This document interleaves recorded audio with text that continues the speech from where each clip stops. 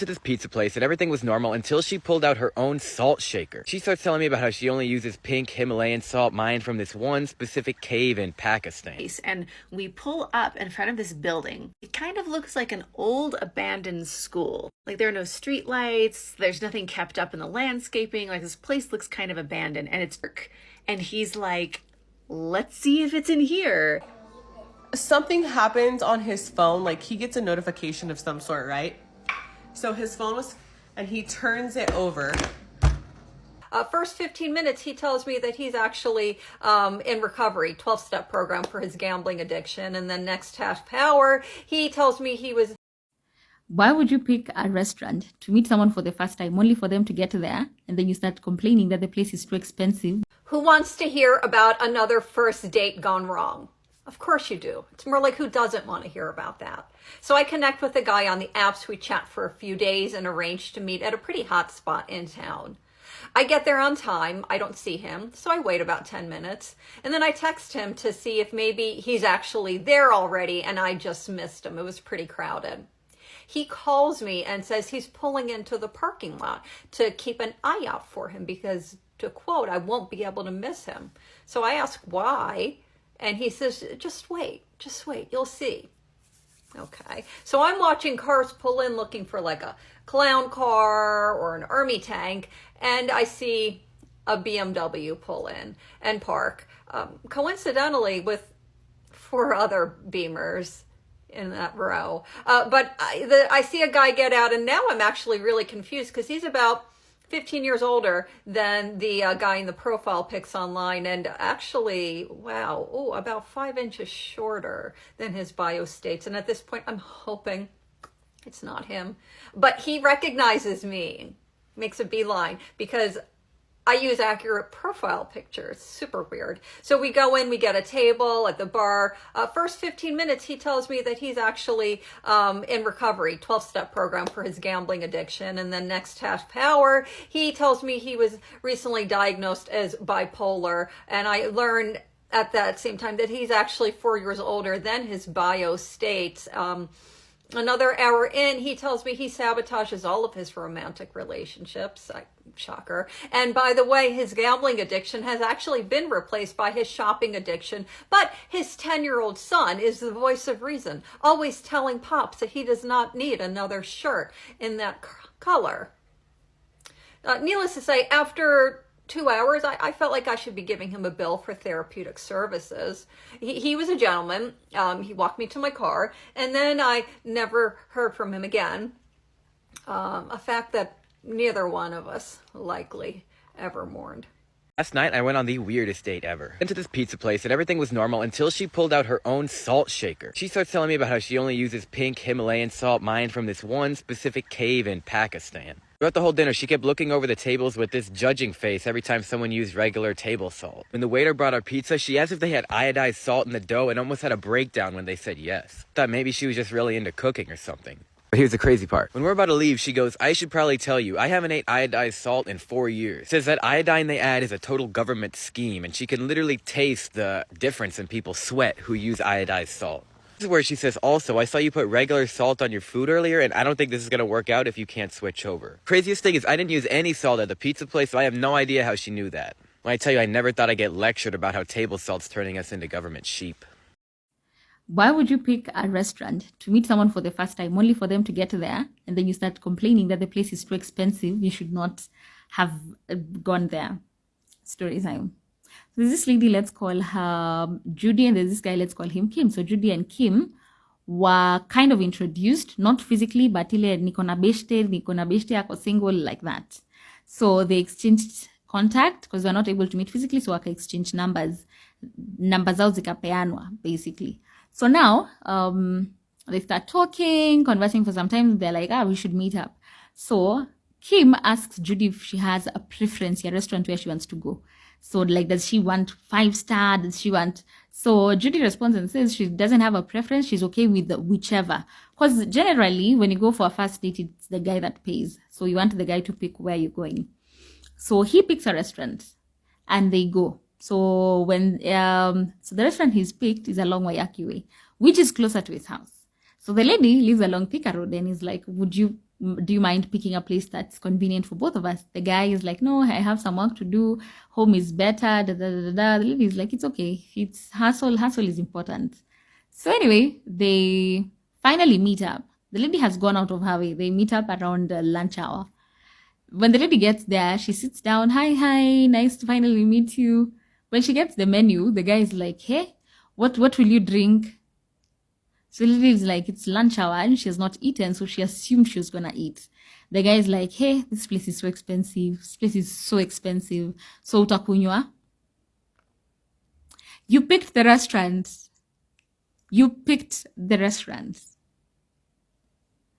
Make it make sense.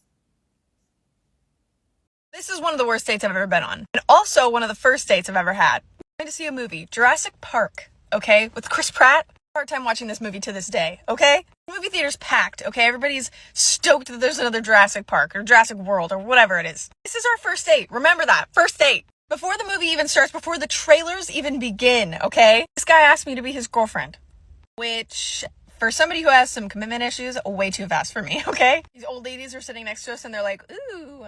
I'm like, So I say no because what? And I'm stuck in a movie theater with him for 2.5 hours. Part in the movie where like the main chick is like, hold hands. And then he turns to me and goes, we should too. So I awkwardly agree. I feel so cornered. I'm stuck with his clammy hands for the rest of the fucking movie. The movie ends. He drops me off at home. My mom's like, oh my God, so nice to meet you. I'm like, forget him. It's not happening. So I'm newly divorced and I decide that I'm just going to be alone forever because I dated some people and it was all just ridiculous. But then I meet this guy at a party and he's like amazing in ways that I didn't even know to want. And then I find out that he lives in a completely different state. Part of me is like, you are not going to cross state lines to see a boy. And as I'm driving down the freeway, the other part of me is like, you're living. I've driven hours to see this guy that I met last week. And he's like, oh, let's catch a drink at this bar. It's a really cool place. It's like a bookstore, but they're also serving drinks. So I'm totally in for the adventure. We get in the car to find this place and we pull up in front of this building. It kind of looks like an old abandoned school. Like there are no street lights. There's nothing kept up in the landscaping. Like this place looks kind of abandoned and it's totally dark inside from what we can see. So we get out of the car and we're walking up to this building and it looks abandoned and dark. And he's like, let's see if it's in here.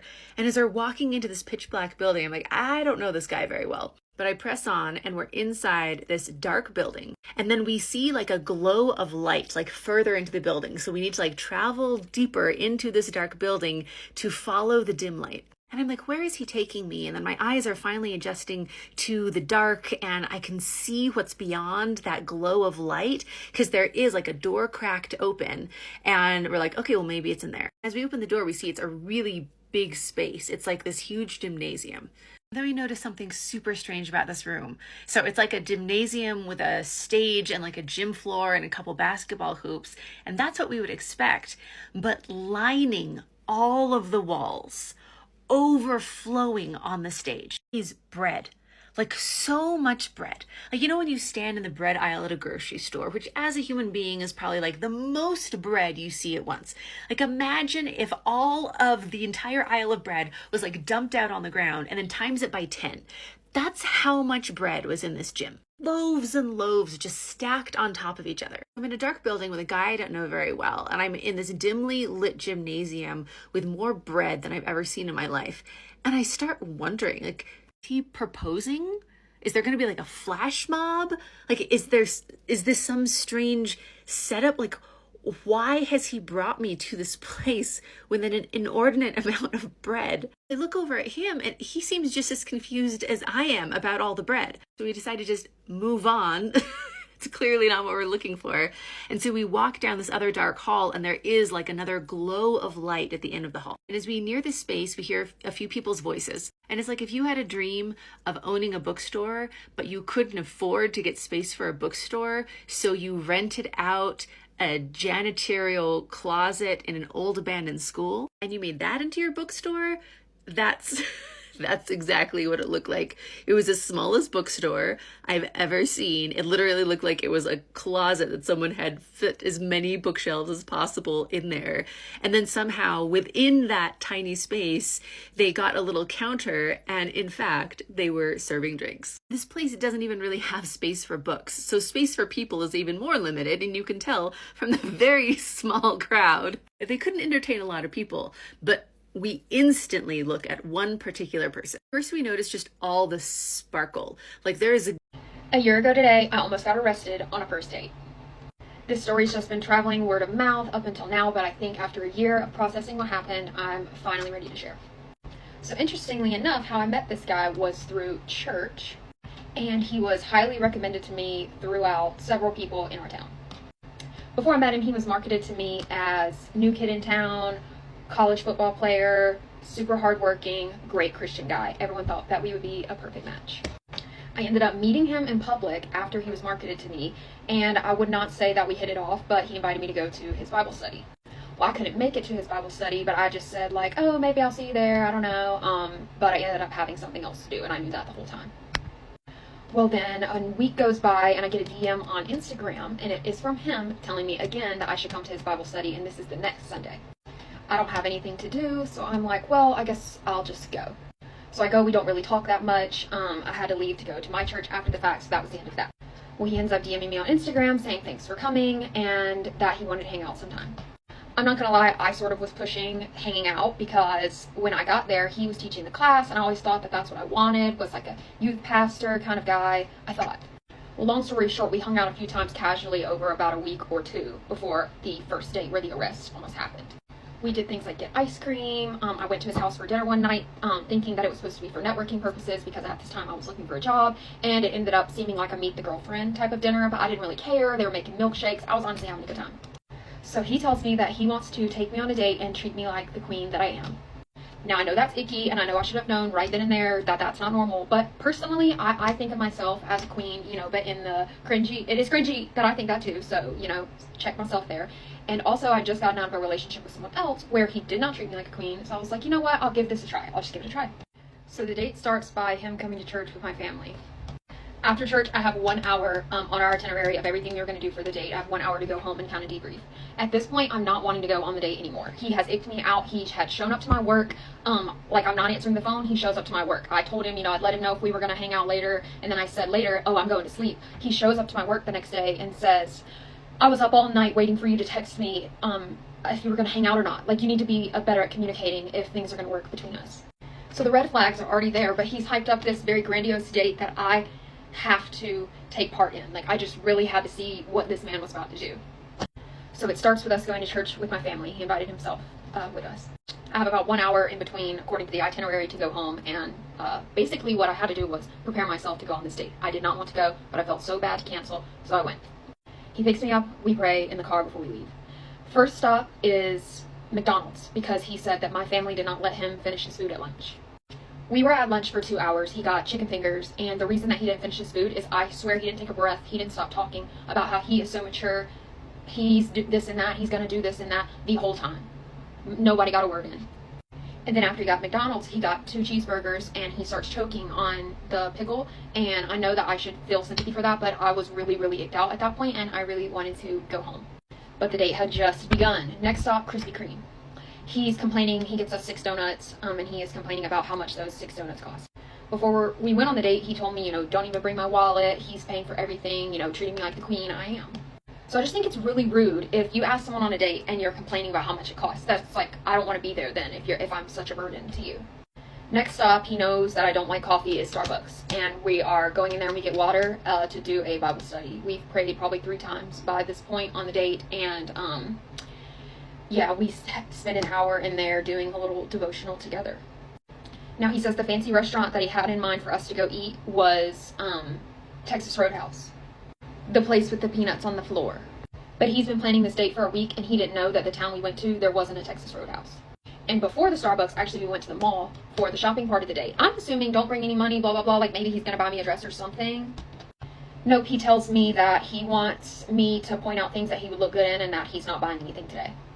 Well, I studied fashion in college, and I would say I'm pretty stylish. everything that I just went along with it. At this point, I was like, whatever, I'm just going to go along with it. I was like, well, this is cute. And he's like, no, it's not. Oh my God, no, it's not. Like, you have no style. That's why we're here. Looking like, I need to calm down because we're not even at the peak, not even close to the peak. So he's looking up, freaking out, what restaurant are we going to go to now? Or, you know, his notes app is of what to do, exactly what to do is off. So he's like, well, there's a Mexican restaurant over here. I say, I would love Mexican. That's exactly what I want. Let's go there. So when we sit down, he says almost immediately that his family likes to do affirmations. They, at dinner, go around the table and give each other positive affirmations. My family does not do that, and I am not upset by that at all. So basically, for the entirety of the dinner, he is just hyping me up. He's just giving me these affirmations. And this man does not know me, but I was like, whatever, I'm here. I'm just going to eat my food and I'm just going to take all this in. I'm just going to let him hype me up. Like, what else am I going to do? Well, I wasn't expecting him to hit me with a, okay, now do me. Almost choked on my food. I started trying to remix some of the things that he said. I don't even know. I blacked out. And then I'm like, he asked the waiter for a box and I'm like, I'm going to go to the restroom. Well, I had been on my phone all day long because this date's been going on. It's probably like 6 p.m. now or 7. And I'm in the bathroom for at least 10 minutes, texting everyone back, saying, oh my God, this is the longest date ever. I think I'm about to come home, blah, blah, blah. Well, about 10 minutes go by. I'm like, okay, I probably need to go back out there. When I get back, he's holding his box. He says, are you ready to go? I say, yep, let's go. So it luckily started raining, so we just headed home. Well, now at this point, he says it's time for us to share our testimonies with each other. I won't share too much into that, but basically he slut-shamed me for having sex at 24 years old. He didn't just slut-shame me. He almost started crying and breathing heavily, saying, I can forgive you. I can get through this. It's going to be okay.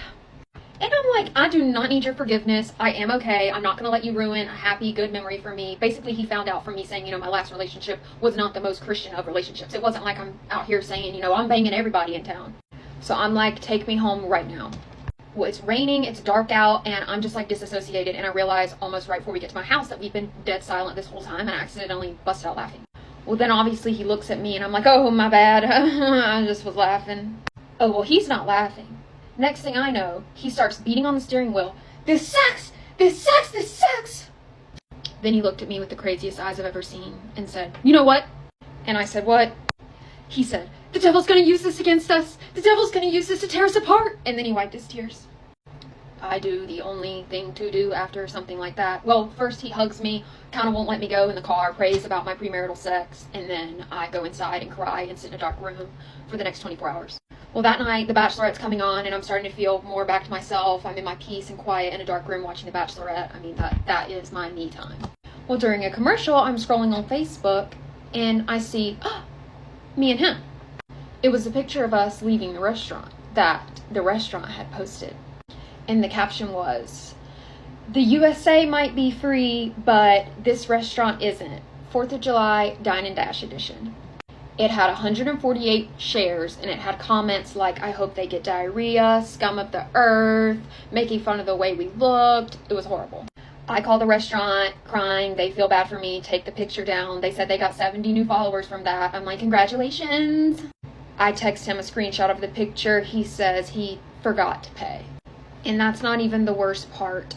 Comment if you want a part 2 that will tell you why my family had to change the code to our door and I moved out of the country.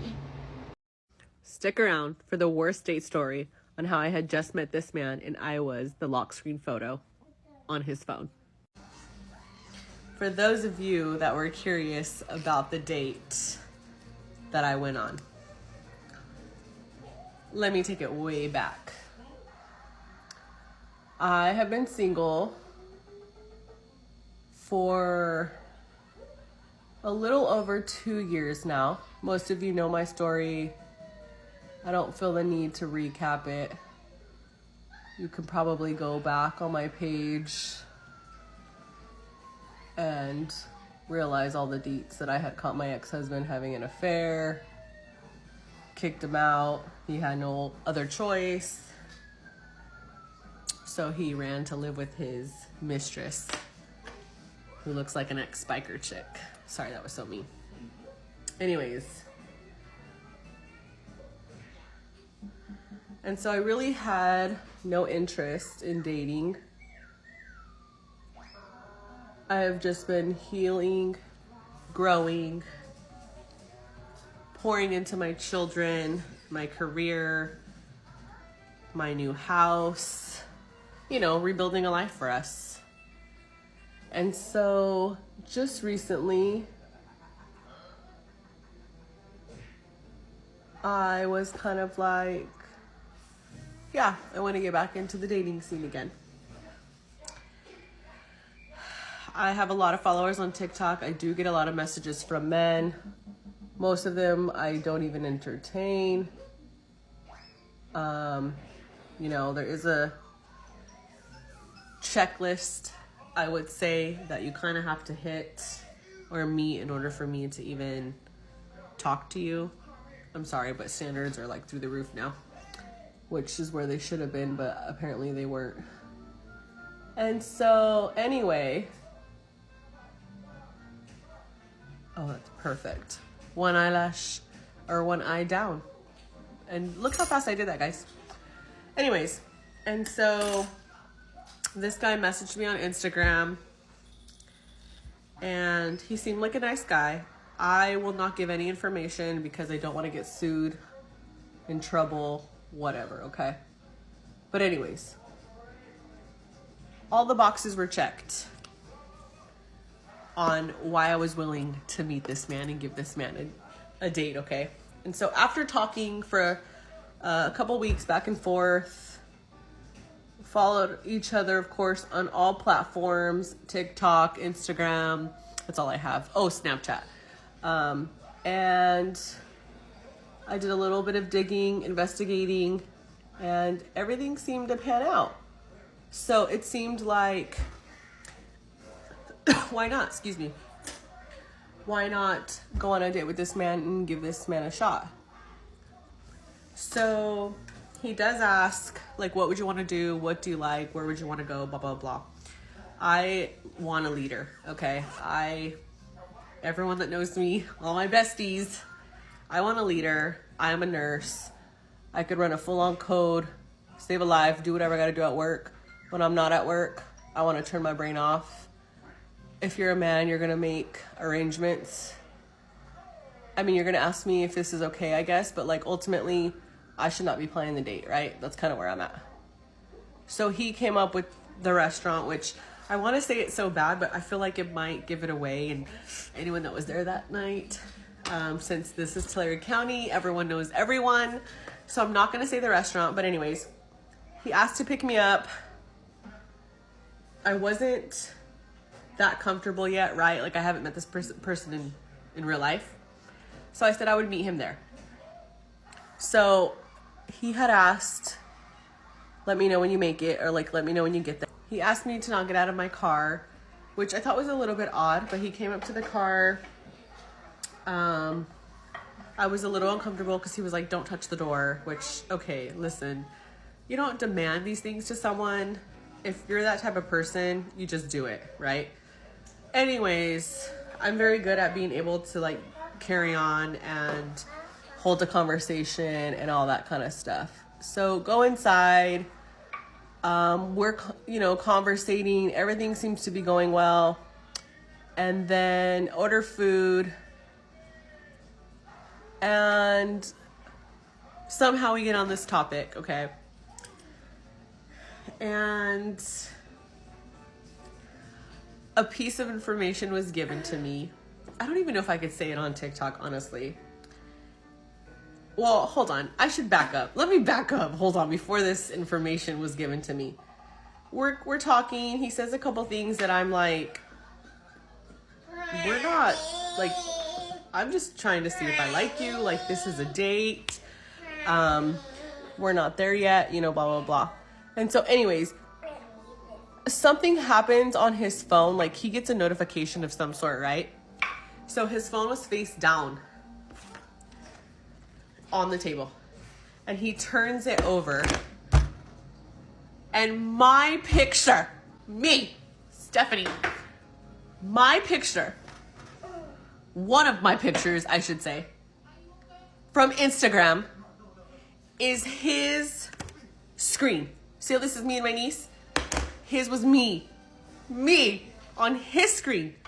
I haven't even met this man in life. I mean, on TikTok, or on Instagram, but like I haven't met you in real life. And I was his lock screen. Of course, I was like, excuse me. What is this? Why is my picture your screensaver? So then he says, oh, because I'm all in. I'm all in or nothing. Okay, sir. Pump the brakes. I, right then and there, was super uncomfortable and wanted to leave. Why I didn't leave? Well, I will the next time, but lessons from everything, right? So I went on a date today, and I'd like to tell you about this date because it's classic. We started speaking by phone. We've been talking for a week. We decided that we were going to go to a cafe today, and originally he wanted to go to a coffee spot. I'm not big on coffee, so he did the cafe. I get there first, and there's a wait. I put our name on there, but it was like a 45-minute wait, and I was like, yeah, I don't want to just be awkwardly sitting or standing here with him, and, you know, kind of defeats the purpose of sitting down and kind of getting to know each other at a table. So we go to the restaurant next door, and we get a table. He orders a coffee, I order a water, and then the waitress comes up and says, do you guys want anything? He said, oh, I already ate prior, but I hadn't eaten, so I needed something to eat. So I ordered myself a sandwich, and, you know, it took a little bit, but then the food comes, and prior to that, he'd been talking about all his cars. He just got a Lamborghini. He showed me the picture of the car. You know how when people deposit money into your accounts, you get the text message. So he just got $200,000 deposited into his checkings. Great for you. Nice to see. Whatever. Good. I don't really care. Good. Great. Whatever. So he's talking about all of this stuff. And it's, you know, it's okay. Like, people like to speak about the things they have and the things they do. And that's great. I mean, I'm not big on that. So, but I don't mind. We're here. I'm getting to know you. So I'm eating my food, and he's like, oh, those smell great. I was like, would you like a fry? So now he's eating the fries with me. And I'm fine with that because I'm like, you know, sometimes when you see somebody else get food, you tend to get hungry. So I'm like, okay, he's fucking hungry. But now he's eating most of my fries. And I'm like, okay, would you like half of my sandwich? He said, no, stuff. So I asked him, does he want half of my sandwich? He said, no, I'm not that hungry. But yeah, you're eating all my fries. So, okay. So the lady comes, and at this point, I'm like, you know, I'm just kind of ready to go. So I asked her for a box, and I asked for the check. So the check was placed in front of me, and the box was placed in front of him. So he grabs the check and hands me the box. So I put my food in there, and I said, how would you like to do this? Would you like to split it? I didn't know how much the bill was, but I was like, you know, this is our first time meeting. I feel like, you know, let me just be kind. Like, I would do it for anybody anyways, but still. He goes, oh, no. I'll just pay for my coffee. His coffee was $4, and he gave me $5. So I look at the bill. The bill was $20.50. Mind you, when he pulled out all 5 ones, he also took out a $20 bill and gracefully put that motherfucker back in his wallet. And that's fine. He didn't even pay for the fucking tip. I was so pissed when I saw that the bill was $20.50 that the lady, our waitress, she ended up getting, I gave her $30 on top of his $5, because I said, wow, he couldn't even pay $20.50, but you could brag about having $200K just being deposited, showing me your Lamborghini, your Tesla, your Mazda, your 2022 Bentley. I really felt bad about myself because I'm like, damn, this nigga really didn't want to pay $20 for a bill.